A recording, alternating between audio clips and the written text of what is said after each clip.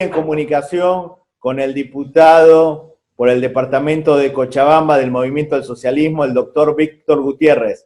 Diputado, ¿qué nos puede decir de la situación que está atravesando su departamento Cochabamba? Muy buenas noches, Juan. Un gusto estar allá en contacto contigo. Decirte que el departamento de Cochabamba, al igual que el país, está obviamente en una situación muy complicada, muy difícil. Lamentablemente el gobierno fracasó, no tomó las medidas adecuadas a tiempo. El pueblo boliviano de manera general se sacrificó, ya son casi 100 días de cuarentena y resulta que la situación, en lugar de haber mejorado en alguna medida, ha empeorado. No se han implementado las pruebas requeridas, no hay las medidas de bioseguridad para el personal sanitario, médicos, enfermeras, trabajadores de la salud, adecuado y suficiente, y es triste y deplorable ver a muchos que trabajan en el sector salud cubrirse los pies con bolsas de plástico para, digamos, tratar de evitar un mínimo de contagio. Es una barbaridad, y esa fotografía que ha circulado y videos que han circulado el otro día al respecto son una muestra elocuente de que el gobierno no supo manejar la situación y que hoy día estamos obviamente en una situación cada vez peor. ¿El gobierno está improvisado o es incapaz? Yo creo que las dos cosas. Es un gobierno incapaz, mediocre, y obviamente ha improvisado las medidas. Y lo que es muchísimo más grave en medio de esta pandemia que azota al mundo y a Bolivia, obviamente, le ha robado al pueblo boliviano, en el famoso caso que conocemos de los llamados respiradores, telenovela que se está escribiendo a diario, capítulo por capítulo. ¿Y qué haces tú al respecto? Porque eres abogado y parlamentario, porque muchos ven que los políticos hacen buenas críticas de la oposición, pero quieren hechos. En este caso, ¿cómo estás trabajando en tu rol fiscalizador? Bueno, mi rol se circunscribe obviamente a lo que establece la ley, el órgano legislativo. Nosotros hemos de manera constante llamado la atención al gobierno, estamos aprobando las leyes que son adecuadas y pertinentes precisamente en esta lucha contra este flagelo que azota a la humanidad. Hemos puesto lo mejor de nosotros y pues ahí están muchas leyes que están favoreciendo obviamente al conjunto de la población boliviana. Hay una ley que, por ejemplo, que no acaba todavía de promulgarse porque hay gente que le tiene mucho temor, es la ley respecto a la rebaja de alquileres, que tiene obviamente con la soga al cuello a muchos ciudadanos en el país. Incluso esta ley fue boicoteada por la directiva del Senado, a pesar de que ustedes hicieron lo posible para darle celeridad. Lamentablemente estuvo mucho tiempo paralizada en el Senado. Exactamente, son cosas paradójicas, pero que están sucediendo. Hemos aprobado la contratación de varios empréstitos, varios créditos, que permitan obviamente que el gobierno pueda encarar de mejor manera la situación. Esa es la labor que nos corresponde como parlamentarios. ¿Cómo se puede fiscalizar a la gente de este gobierno si los ministros no quieren ir a las interpelaciones? Incluso el ministro de Obras Públicas, Iván Arias, dijo que las interpelaciones son un show, son un circo. Bueno, lamentablemente son gente que tiene un razonamiento de conveniencia. En unos momentos les sirve la democracia, en otros no les sirve, en otras obviamente apelan a ese tipo de explicaciones.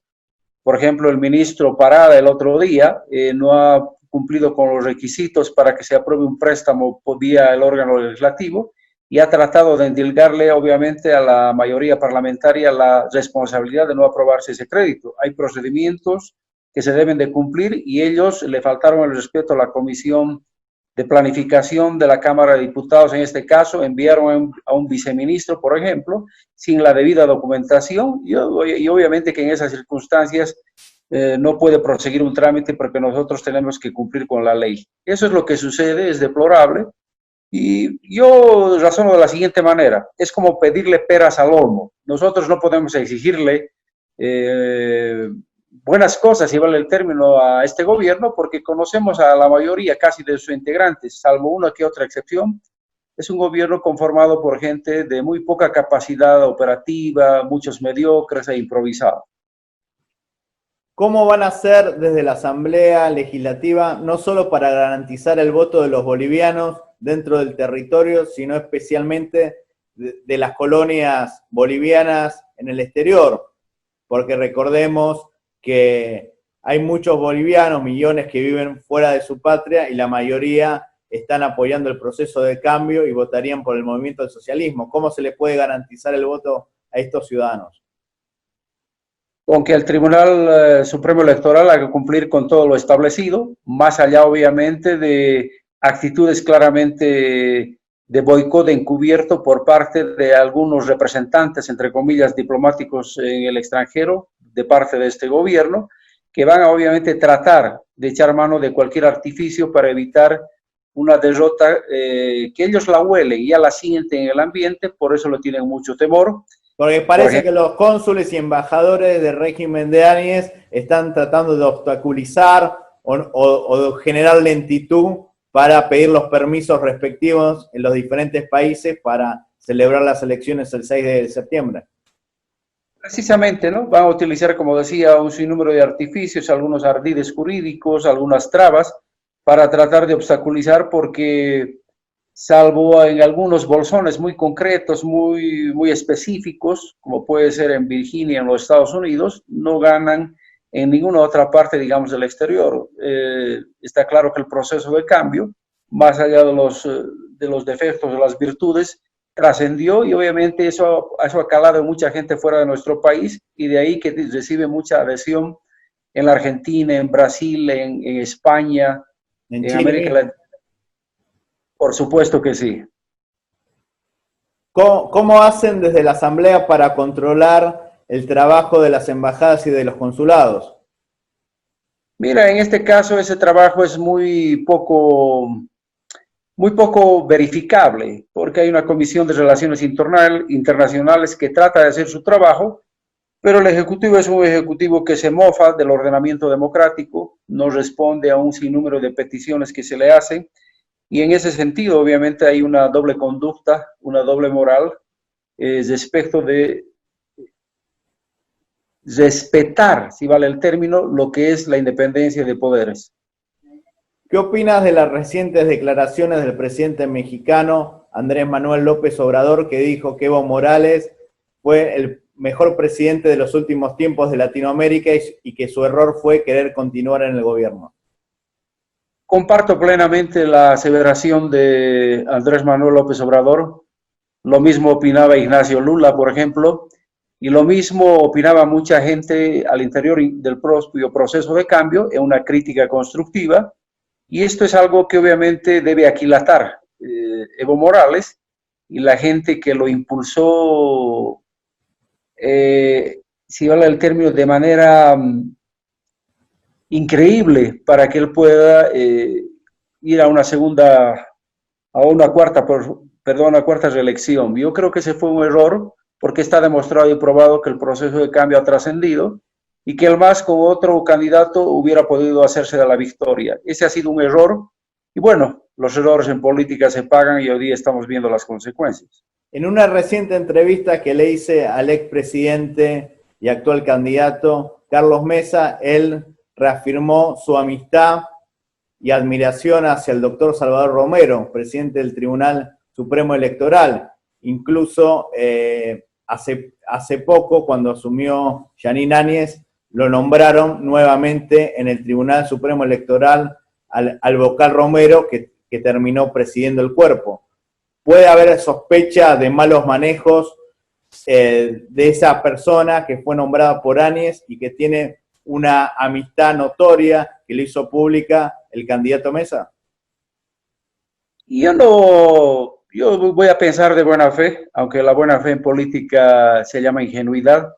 Considero que Romero sí tiene las condiciones para dirigir el órgano electoral, pero también queda muy claro que Romero es parte del esquema que es afín a Carlos Mesa en este caso. O sea, no habría una imparcialidad del Tribunal Supremo Electoral para las próximas elecciones. Yo creo que Romero está ante un gran desafío. Yo creo que él tiene que salir por los fueros de su profesión, del cierto currículum que lo avala, y él debería obrar de ese modo. Lo contrario, pues, lo marcaría como, digamos, como un triste paso por el órgano electoral, porque estaría en el fondo actuando en función al esquema del cual él comparta. Eso es a lo que yo me refiero. Es parte de ese esquema, pero creo que hay que dejarle el beneficio de la duda y esperar a ver cómo se va desenvolviendo el desarrollo del trámite de las elecciones. Yo quiero creer que él va a cumplir con su labor, aclarando y reiterando que sí, él es parte del esquema de Carlos Mesa, pero esperemos que tenga el tino suficiente para guardar distancias y hacer que se cumpla la ley sin hacer ninguna trampa. ¿Cómo se va a garantizar la presencia de veedores internacionales para las próximas elecciones de Bolivia? Eso es algo muy complicado en medio de esta pandemia mundial. Yo considero que el órgano electoral ha apostado por hacer las elecciones en septiembre, seguramente tiene todo ya planificado, establecido, comprometidas las visitas de los veedores de organismos internacionales. Es algo muy complicado, no podemos hacer una afirmación categórica en este sentido, pero yo creo que es necesaria y es prudente que participen para que no existan, obviamente, tergiversaciones como las hubieron cuando la OEA utilizó de manera parcializada su intencionalidad política para servir como preludio al golpe de Estado que finalmente aconteció, una especie de golpe de Estado de nuevo tipo, yo le llamo, porque escapa a los moldes clásicos a los que los latinoamericanos y los bolivianos hemos estado acostumbrados casi históricamente. Muchísimas gracias, Víctor, por este análisis de la realidad nacional. Juan, si me permites unos minutos o segundos para decirte que en mi condición de diputado nacional he recibido una denuncia de los pobladores de Bellavista, que pertenecen a la población de la provincia de Itenes, allá en el Beni, un departamento muy próximo a la frontera con Brasil, y este sector de nuestra población, de nuestro territorio boliviano, está siendo prácticamente tomado por sectores del narcotráfico que han hecho de Bellavista una especie de tierra libre para el narcotráfico, y esto ha motivado una honda preocupación en los pobladores. Los pobladores han realizado algunas acciones de hecho, han tomado una pista, entre comillas, porque no es una pista como tal, y han incautado los pobladores de Bellavista hace ya 2 semanas atrás una avioneta, han custodiado un hangar, han exigido la presencia del director nacional de la Fuerza Especial de Lucha contra el Narcotráfico. Ahí hay dilaciones, pero lo que yo quiero hacer es hacerme eco de la denuncia que me han hecho llegar. Tengo los documentos que establecen la petición de varias autoridades municipales del municipio de Magdalena, presidentes del comité cívico, juntas vecinales, población en general, que están pidiendo la presencia del Estado, y eso para ellos es la presencia de un cuartel, por ejemplo, de UNOPAR, que pueda asentar soberanía y que pueda poner freno a la situación que se está viviendo en Bellavista. En Bellavista están comenzando a suceder, no solo de ahora, ya desde hace mucho tiempo atrás, muchos hechos de violencia, y obviamente el narcotráfico está campeante. Yo tuve oportunidad de ver eso con mis propios ojos el año pasado. En septiembre participé de la Feria del Pescado en Bellavista y pude ver con mis propios ojos la presencia del narcotráfico, cómo prácticamente ellos están tratando de malear a la población joven que hay ahí en esa localidad de nuestro país, inducirlos a la comisión de una serie de hechos ilícitos, inducirlos en el tráfico de drogas, en el tráfico de trata de personas. Eso es algo muy grave, y los pobladores a través de mi persona piden, y ojalá el gobierno, que dice que quiere luchar contra el narcotráfico, escuche la petición de Bellavista y destine un destacamento para que pueda ocuparse de luchar contra el narcotráfico en esa zona donde sí es vital su presencia. Muchísimas